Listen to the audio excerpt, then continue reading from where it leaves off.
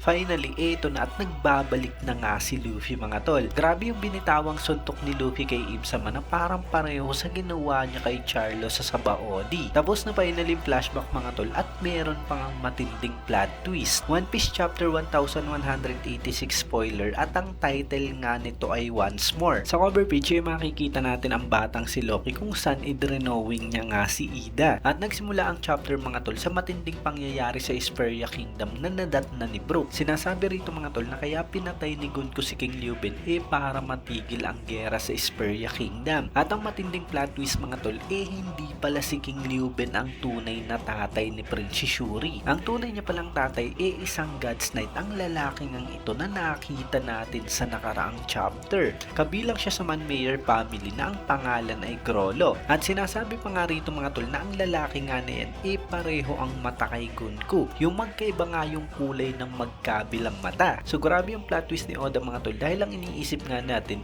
baka si Queen Candle yung Holy Knights. At hindi ko rin nakalain talaga na hindi tunay na anak ni King Lubin si Prince Shuri. So parang pareho ba mga tol sa nangyari kay Ginny, Kuma at Bonnie, kung saan hindi talaga si Kuma yung biological father ni Bonnie. So dahil nasa epekto ng Dome Reverse si Gunko mga tol alam niya naman yung ginagawa niya. Yun nga lang naging masama siya dahil sa impluensya sa kanya ni Im-sama. Kaya ang paraan niya para matapos yung gera ang patayin ang kinilala niyang ama na walang iba kundi si King Lubin. Ang matindi pa nga dyan mga tol, binanatan nga rin ni Gunko si Brook, sinaksak ito sa ulo at iniwan ang kingdom kasama ang tatay niya. Hindi ko alam kung paano pero nakasurvive nga si Brook sa mga pangyayaring yun mga tol. Pero talagang napakatindi nga raw ng trauma kaya kinumbinsi niya yung sarili niya na lahat ng nangyari panaginip lamang. Kaya hindi talaga natin masisi kung bakit gano'n na lamang yung reaction ni Brook mga tol nang makita niyang muli si Gunko. Matindi pala talaga yung mga pangyayari na talagang hindi na nga kayang i-process pa ng utak niya. Sa tagal ng panahon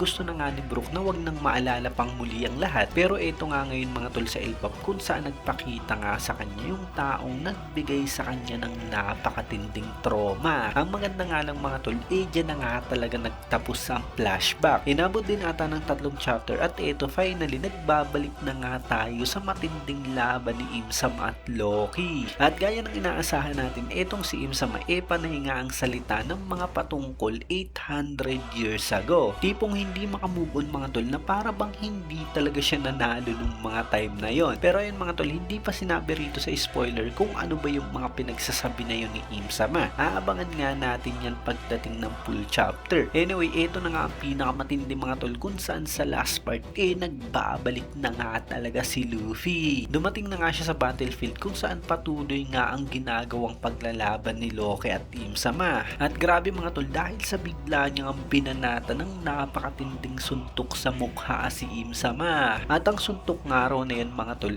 pareho sa ginawa niya kay Charlo sa Sabaody Archipelago. Yan nga yung napakatinding suntok mga tol na talagang deserve ng mga Celestial Dragon. Napakagaling talagang umentrance si Luffy mga tol. Naalala ko rin yung Red Rock na ginawa niya kay Kaido. Chapter 1000 nga yun mga tol at yun yung unang video natin sa One Piece. Grabe parang kailan lang at eto finally nandito na nga tayo mga tol sa Elbap. Dito na talaga mas gaganda yung laban mga tol dahil sa 2v1 na nga ito. Luffy at Loki laban kay Im-sama. Masasabi natin na talagang dihado nga si Loki mag-isa pero nandiyan na nga finally si Luffy at yung duo nga nila talagang napakagandang laban kay Im-sama. Talagang kaabang-abang nga ito mga tol kaya subaybayan nyo yung mga susunod na chapter at mga videos natin. Bali yan nga lang yung nilalaman ng spoiler mga tol. Syempre kung nagustuhan nyo nga, huwag nyo sana kalimutan mag-iwan ng like dahil napakalaking tulong na yan para sa ating channel. At yun, maraming salamat sa inyong panunod at mag-iingat kayo palagi. Bagang!